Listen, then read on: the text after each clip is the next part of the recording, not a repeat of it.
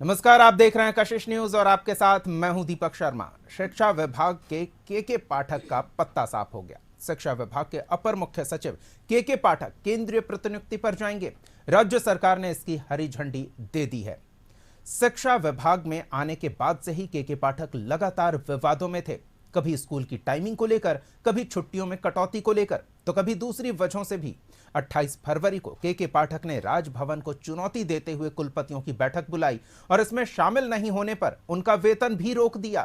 के पाठक के हटाने की मांग को लेकर विपक्ष हंगामा करता रहा, लेकिन के पाठक झुके नहीं और अब वो शान से केंद्रीय प्रतिनियुक्ति पर जाएंगे। पर सवाल तो वही है, के पाठक नहीं रहेंगे, लेकिन उनके जारी निर्देश आदेश तो अब भी बरकरार हैं। ऐसे में सवाल तो पूछेंगे और उठते सवालों का जवाब देने के लिए हमारे साथ कुछ मेहमान मौजूद हैं। उनसे आपका परिचय करा देते हैं। हमारे साथ स्टूडियो में मौजूद हैं पटना यूनिवर्सिटी के वीसी रह चुके RBP सिंह जी, आपका बहुत बहुत स्वागत है। इसके अलावा राजद से सारिका पासवान पार्टी का पक्ष रखेंगे और बीजेपी से राजीव रंजन जी, आपका भी बहुत बहुत स्वागत है। सबसे पहले तो डॉक्टर RBP सिंह से हम जानना चाहेंगे कि ये जो परिस्थितियां बनी और फिर एक विभाग के ACS ने VC और उनके अधीनस्थ अधिकारियों का वेतन रोकने का फरमान जारी कर दिया, सिर्फ इस आधार पर कि वो बैठक में शामिल नहीं हुए। इसके अलावा ये भी सवाल किया गया कि क्यों ना IPC की धाराओं के तहत केस किया जाए, कार्रवाई की जाए। ये किस तरह से देखते हैं आप? सबसे पहले तो ये समझना चाहेंगे सर। देखिए, मैं आपको ये बता दूं कि जो ये परिस्थिति बनी है ये बड़ा दुखद है। ये उत्पन्न ही नहीं होनी चाहिए। राज्य सरकार और राजभवन मिलकर उच्च शिक्षा का कार्य देखते हैं, इसलिए कोई एक पक्ष सिर्फ एब्सोल्यूट नहीं हो सकता है, ना तो राजभवन ना ही राज्य सरकार। सामान्य जो परंपराएं रही है उस पर अगर आप आएँ तो कुलपतियों की बैठक राजभवन में ही बुलाई जाती है। कुलपतियों की बैठक राजभवन में बुलाई जाती है जी। लेकिन ऐसे भी अपवाद हैं जो मुख्यमंत्री ने बुलाए, राज्य के शिक्षा मंत्री ने बुलाया। जब शाही जी शिक्षा मंत्री थे तो नेक्स्ट को लेकर उन्होंने कुलपतियों की बैठक बुलाई थी। ये भी रहा है कि जब माननीय अशोक चौधरी जी शिक्षा मंत्री थे तो वो खुद राजभवन के साथ तालमेल बैठाकर मीटिंग करते थे। वो खुद हर मीटिंग में उपस्थित होते थे। तो एक अच्छे माहौल में काम होनी चाहिए, ये महत्वपूर्ण है। अब ये जो प्रधान सचिव महोदय का फरमान था कि सभी कुलपति उनके यहाँ बैठक में आए और वो उनसे जवाब तलब करें। देखिए, कुलपति का पद बहुत ही गरिमामयी और बहुत ही ऊंचा पद होता है जी। उनको इस प्रकार बुलाना और बैठक में बुलाकर उनसे पूछताछ करना, हमको लगता है कि ये एक मर्यादा के भी खिलाफ था। किसी भी प्रधान सचिव को इस प्रकार नहीं करना चाहिए। सर, आपने मर्यादा की बात तो कह दी, लेकिन जो तर्क विभाग के ओर से दिया गया कि हम पैसा दे रहे हैं तो उसका हिसाब किताब लेने के अधिकारी हैं, सत्र देर से चल रही है तो कम से कम उसका जवाब तो ले सकते हैं। बिल्कुल बिल्कुल आप ले सकते हैं। ये अच्छा होता कि वो कुल सचिव, परीक्षा नियंत्रक, वित्त पदाधिकारी आदि की बैठक बुलाते और पूर्व में बराबर इस प्रकार की बैठक होती रही है। क्योंकि कुलपति ये पैसा का हिसाब नहीं रखते हैं। कुलपति शिक्षा व्यवस्था के वातावरण को स्वच्छ और साफ रखने का सबसे बड़ा पदाधिकारी है। लेकिन उतना ही सच है कि अगर उनके जूनियर पदाधिकारी, चाहे कुल सचिव या कोई भी, अगर वित्तीय अनियमितता करते हैं तो वो उन पर अंकुश करें। ये उनको देखना है। कुलपति सिर्फ शिक्षा के हेड नहीं है, वो पूरी विश्वविद्यालय व्यवस्था के हेड है। लेकिन जवाब तलब करने के लिए कुल सचिव पर्याप्त है, परीक्षा नियंत्रक पर्याप्त थे, वित्त पदाधिकारी पर्याप्त थे। उनको बुलाकर वो करते वो ज्यादा अच्छा होता। बिल्कुल, लेकिन इसके बावजूद एक टकराव की नौबत आएगी। पहले सत्ता पक्ष और विपक्ष का पक्ष जान लेते हैं, फिर आपके पास आएंगे। राजीव जी, ये टकराव की नौबत आई ही क्यों? देखिए, के पाठक जी के जो फरमान थे वो लंबे समय से राज्य के जो शिक्षक हैं और जो बच्चे हैं स्कूलों में उनको परेशानी देने वाले थे और परेशान हो भी रहे थे बच्चे। फिर भी माननीय नीतीश कुमार जी ने लंबे समय से 3-4-5 महीने से उनको एक तरह से समझिए बर्दाश्त किया, चूँकि वो एक अच्छे पदाधिकारी रहे हैं, अच्छा काम भी करते रहे हैं। तो एक लिमिटेशंस होती है, किसी भी चीज़ को बहुत ज़्यादा कड़ा करने का एक लिमिटेशन होता है। इतनी कड़ाई मत कर दो आप कि शिक्षक दहशत में आ जाएं, बच्चे परेशानी में आ जाएं। अब एक दो फरमान इनका था, जैसे 9 से 5 वाला, उसमें शिक्षक भी परेशान हो रहे थे। देखिए, सुदूरवर्ती इलाकों में महिलाएं अभी बड़े तौर पे शिक्षकों की बहाली हुई है, नए नए शिक्षक बहाल हुए हैं। सुदूरवर्ती इलाके, बहुत सारा ऐसा इलाका भी है जहां नाव से जाना पड़ता है, और 5 बजे छुट्टी होने के बाद अगर किसी तरह की दुर्घटना हो जाती तो कौन जिम्मेवारी लेता? तो इसके लिए लगातार सरकार, चूंकि सरकार सिर्फ एक विभाग से नहीं चलती है, सरकार के सामने पूरा का पूरा सिस्टम है, पूरा का पूरा बिहार है। तो पूरे बिहार के जनमानस के लिए हित में जो काम अच्छे किए जा सकते हैं, उस पर सरकार का निशाना होता है, उस पर सरकार का ध्यान होता है। तो इसलिए लगातार मुख्यमंत्री जी ने उनको समझाने का काम किया, लेकिन कुछ अपने स्वभाव से अड़ियल रहते हुए के पाठक जी ने उनकी भी बातों का नज़रअंदाज किया।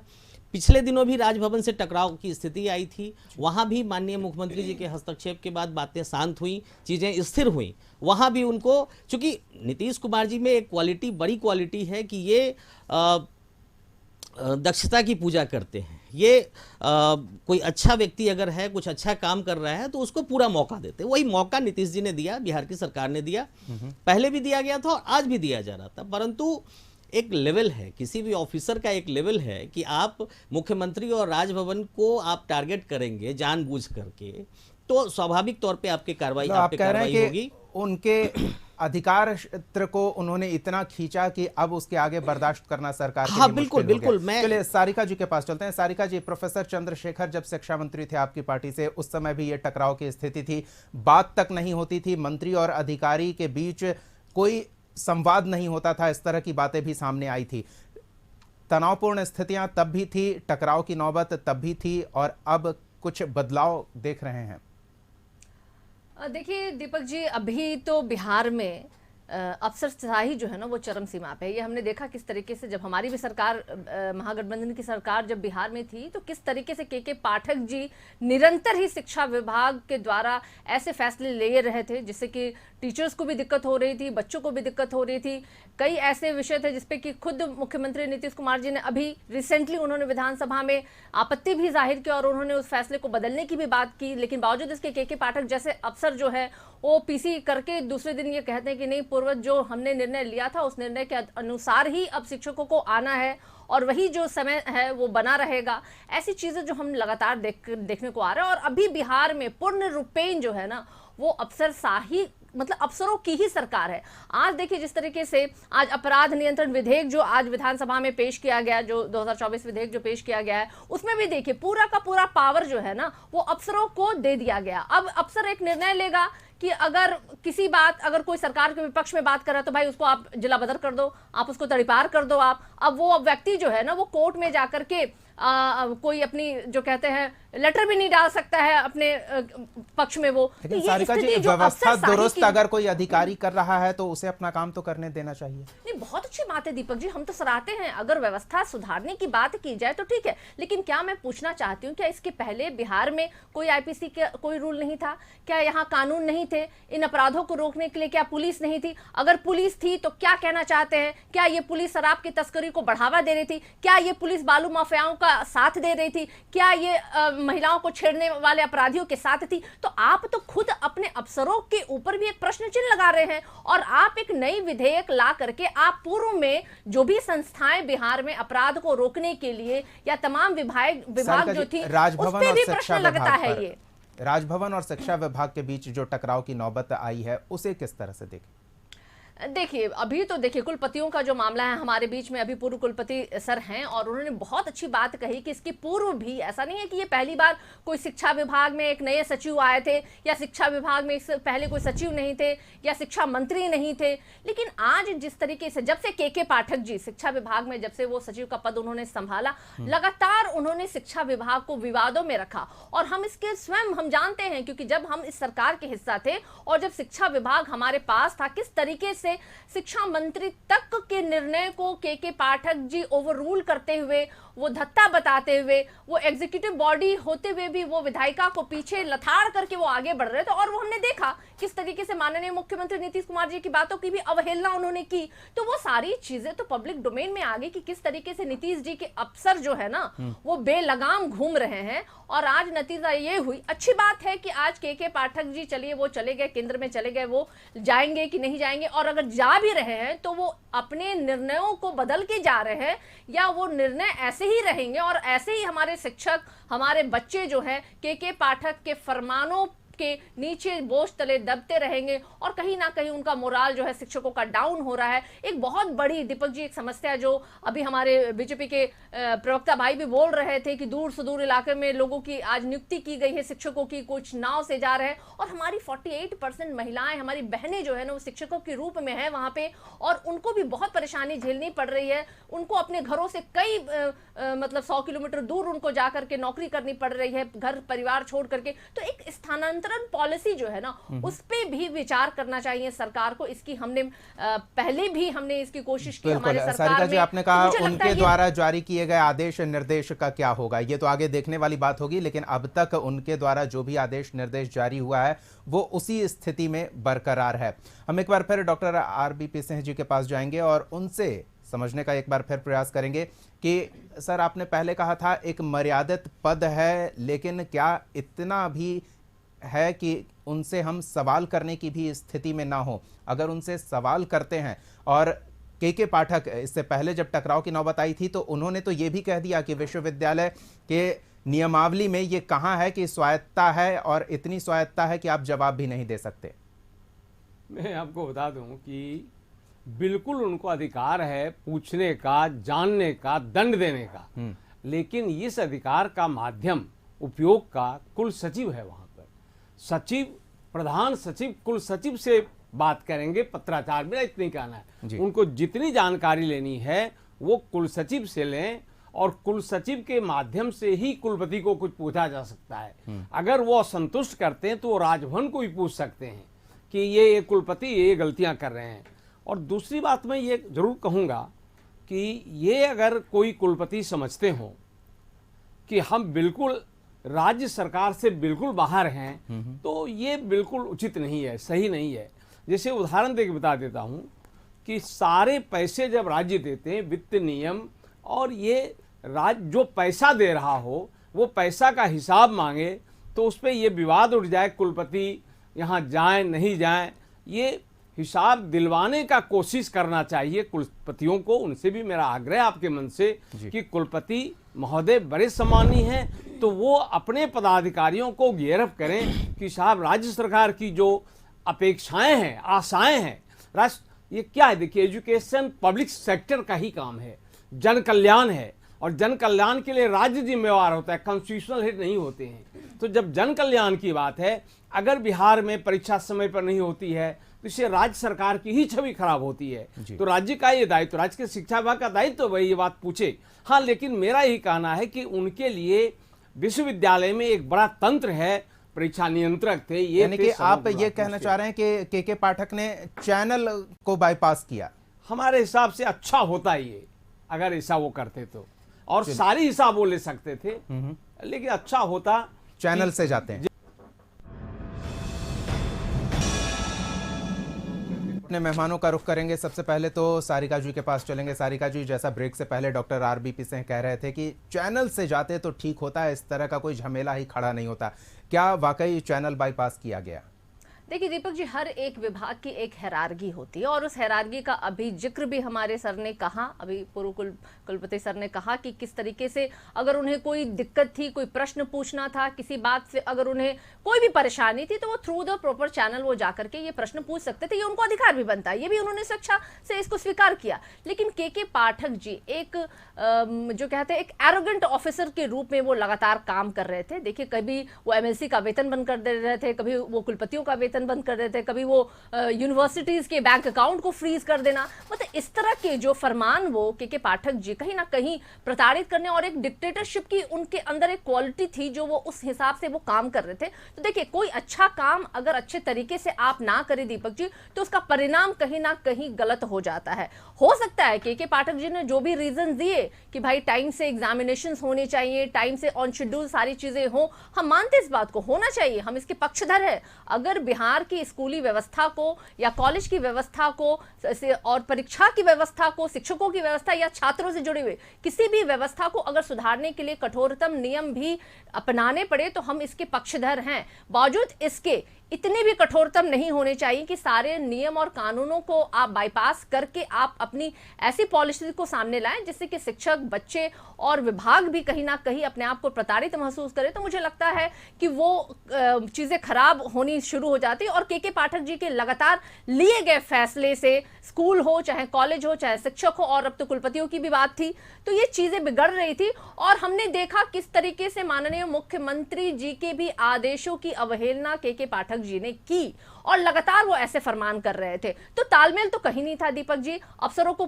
पूरी छूट मुख्यमंत्री जी ने दी थी। और आने वाले समय में भी देखिए, ये सिर्फ एक शिक्षा विभाग नहीं, मैं अभी आपके चैनल के माध्यम से बोलना चाहूंगी, ये तो एक शिक्षा विभाग का मामला है जो पब्लिक डोमेन में है। ऐसी कई विभागें हैं जहां के सचिव जो है वो लगातार अपनी मनमानी कर रहे हैं, लेकिन कहीं ना कहीं वो उन विभागों का मसला आज पब्लिक डोमेन में नहीं आया है। लेकिन आने वाले समय में वो वहां की भी जो परेशानियां हैं वो आपके बीच में आएंगी, आपके समक्ष आएंगे, और हम ऐसे ही बैठ के उन विषयों पे भी डिबेट करें। तो मुझे लगता है कि राजीव जी से पूछ लेते हैं, ऐसी नौबत आने की स्थिति ही ना बने, क्या उसको लेकर सरकार सजग है?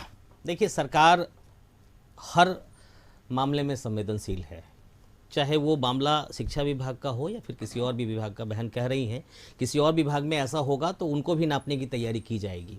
और के पाठक जैसे अधिकारी जिनको माननीय मुख्यमंत्री जी ने लंबे समय से इनको मौका दिया, मौका पे मौका दिया, राजभवन से ये टकराए, वहाँ भी उन्होंने मध्यस्थता करके उस चीज़ को ठीक करने का काम किया। फिर से बाद में राष्ट्रीय जनता दल की जब सरकार साथ में थी उस समय भी मंत्री से भिड़े तो वहाँ भी उसको सॉफ्ट करने की कोशिश, प्रयास किए गए, सॉफ्ट हुआ, कुछ नहीं हुआ। एनीवे, वो अलग चीज़ है। लेकिन किसी भी चीज़ का, मैंने पहले भी कहा कि लिमिट्स है, लेवल है। तो एक अधिकारी का अपना लिमिटेशंस है। यहाँ हमारी जो शासन व्यवस्था है वो विधायिका से चलती है, कार्यपालिका उसका पालन करने के लिए है। और आप विधायिका से beyond the order, beyond the permission आप अगर जाकर के काम करोगे तो आप पर कार्रवाई स्वाभाविक है। राजीव जी, अब तक जो कुछ हुआ उसमें सुधार की संभावना हम देख पा रहे हैं? देखिए, शिक्षा विभाग में एक जो मतलब वो जो आदेश निर्देश जो विवाद की वजह बिल्कुल बने। बिल्कुल, चूंकि देखिए माननीय मुख्यमंत्री जी ने सदन में आधिकारिक तौर पे कहा, माननीय शिक्षा मंत्री जी ने आधिकारिक तौर पे कहा, इसके बाद इसकी नौबत ही नहीं आनी चाहिए था। एक जिम्मेवार ऑफिसर के द्वारा इस तरह के कार्यों को करना ही नहीं चाहिए था। बावजूद इसके उन्होंने इस चीज़ की निरंतरता जारी रखी, जिसके चलते आज उनको केंद्रीय प्रतिनियुक्ति की बात हुई। और स्वाभाविक तौर पे जो माननीय मुख्यमंत्री और माननीय शिक्षा मंत्री जी ने जो समय दिया है 10 से 4 का, और थोड़ी देर पहले जाने का और थोड़ी देर पहले निकलने का, ये सही बात है, ये प्रैक्टिकल है कि पहले शिक्षक जाएंगे तभी स्कूल खुलेगा और लेट से शिक्षक जाएंगे तभी स्कूल बंद हो पाएगा। सारिका जी, क्या आप वो गुंजाइश देख रही हैं कि पूर्ववर्ती आदेशों और निर्देशों में कुछ बदलाव सरकार करेगी? देखिए, अभी या तो नए अधिकारी जो आएंगे वो करेंगे? देखिए, अभी भी जो निर्णय के पाठक जी ने लिया है वो के पाठक जी ने स्वयं ही लिया, और मुझे लगता है कि उन्होंने सरकार पे दबाव बना करके ही वो, चूंकि सरकार अपने ओर से वो आदेश पे जो कहते हैं के पाठक जी को वो मना नहीं पाई। और अभी भी उन्होंने जो पूर्व में जो भी आदेश दिए थे उस आदेशों पे ये सरकार क्या निर्णय लेती है, मुझे लगता है वो देखने वाली बात होगी। क्योंकि के पाठक जी स्वयं और अपनी मर्जी से कहे तो वो जा रहे हैं, और एक एरोगेंट जो नेचर है वो भी यहाँ दिखाई दे रहा है कि भाई मैंने जो फैसला लिया वो मैं सही था, और अगर आपको पसंद नहीं तो भाई मैं चल रहा हूँ, यहाँ से निकल रहा हूँ, उस तरह का मुझे चीजें दिखाई दे दे रही हैं, तो ये दिख रहा है कि कितना उन्होंने अपनी जो शिक्षा विभाग में कितना उन्होंने एक प्रकोप जो है वो मचा के रखा था। और अभी भी मैं तो आग्रह करूंगी माननीय मुख्यमंत्री नीतीश कुमार जी की, जिन बिंदुओं पे लगातार हम कह रहे हैं, और सबसे बड़ी वो ट्रांसफर पॉलिसी जिसमें महिलाएं जो है आज बहुत सफर कर रही हैं, वो माएँ वो बहनें जो है वो बहुत सफर कर रही हैं, उनके लिए जरूर ये ट्रांसफर पॉलिसी में बदलाव लाएं। और साथ ही साथ जो पहले जो एक कठोर कई नियम जो है के पाठक जी के द्वारा लिए गए हैं, उन नियमों में भी जरूर बदलाव किया जाए। कहीं ना कहीं हमारे शिक्षकों की जो मोराल है ना वो डाउन हो रहा है, मुझे लगता है कि उसे और बढ़ाने की आवश्यकता है हमें, तभी वो एक अच्छे शिक्षक के रूप में स्कूलों में जाएंगे और हमारे बच्चों को अच्छी शिक्षा मुहैया हो पाएगी। मतलब उम्मीद है। चलिए आरबीपी से चलते चलते एक छोटा सा सवाल ये भी पूछ लेते हैं सर, अब सवाल तो खड़े हो गए हैं और उन लोगों से भी सवाल पूछे गए हैं जिनसे पहले सवाल इस चैनल से नहीं पूछा जाता था। क्या लगता है कि अब जो आगे अधिकारी आएंगे, अगर उन पर सरकार ये दबाव बनाती है कि आप हिसाब किताब मुझे लाकर दो, तो वो ये सवाल फिर चैनल के माध्यम से ले जाएंगे या यही व्यवस्था रहेगी? कुछ बदलाव की उम्मीद है? नहीं, हम अभी फिर कह रहे हैं कि आगे जो भी प्रधान सचिव आएंगे वो उनको चाहिए, और हम समझते हैं वो करेंगे, कि जो प्रक्रिया निर्धारित है, लेट डाउन प्रिंसिपल्स हैं, उसके अनुसार वो काम करेंगे। और कुलपति महोदय को भी मैं यहाँ से कहूँगा कि उनका ये बड़ा दायित्व है, वो देखें कि वित्तीय या फाइनेंशियल जो भी राज्य ग्रांट देती है, चाहे सैलरी के लिए, डेवलपमेंट के लिए, समय पर उसका यूटिलाइजेशन राज्य को मिले, और परीक्षा समय पर हो, पारदर्शी हो, रिजल्ट समय पर निकल जाए, बच्चों का भविष्य बिहार का बने, इससे राज्य की छवि आगे बढ़ेगी। अगर इसके लिए कोई दबाव बनाया जाए तो वो गलत है क्या? कौन? अगर जिस स्थिति की आप बात कर रहे हैं उस स्थिति को प्राप्त करने के लिए कोई दबाव बनाया जाए तो गलत है क्या? नहीं, दबाव तो चैनल के थ्रू बना ही सकते हैं, बिल्कुल बना सकते हैं कि भाई आप नहीं किए तो रजिस्ट्रार पर एक्शन होगा, महामहिम को लिखा जाएगा, आप कुलपति पर एक्शन लीजिए, कुलपति से पूछिए, राज्य की छवि खराब हो रही है, बच्चे का भविष्य राज्य का बर्बाद हो रहा है। मैं इतना ही कह रहा हूँ कि कुलपति प्रधान सचिव के समकक्ष नहीं है। इस प्रकार का विवाद ना उत्पन्न हो, या राज्य के हित में, राजभवन के हित में, विश्वविद्यालय के हित में, अभिभावकों के हित में और बच्चों के हित में है। चलिए, बहुत बहुत धन्यवाद हमारे साथ इस चर्चा में जुड़ने के लिए डॉक्टर आरबीपी सिंह जी, राजीव रंजन जी और सारिका पासवान जी। के पाठक अब केंद्रीय प्रतिनियुक्ति पर जा रहे हैं, लेकिन उन्होंने जो कुछ किया, हवाला ये दिया कि हम व्यवस्था में बेहतरी के लिए कर रहे हैं। अब काम करने का अंदाज उनका, भले ही विपक्ष को एरोगेंस लग रहा हो या फिर अभिभावक जो बच्चों की उपस्थिति से खुश थे, स्कूलों में बच्चों को पढ़ाने के लिए शिक्षकों की उपस्थिति से खुश थे, क्या वो व्यवस्था बरकरार रहेगी? ये देखने वाली बात है। अगर इस व्यवस्था में कुछ कमी होती है तो सवाल फिर खड़े होंगे और अगली बार सवाल के साथ हम फिर मौजूद रहेंगे। तब तक के लिए देखते रहिए कशिश न्यूज़।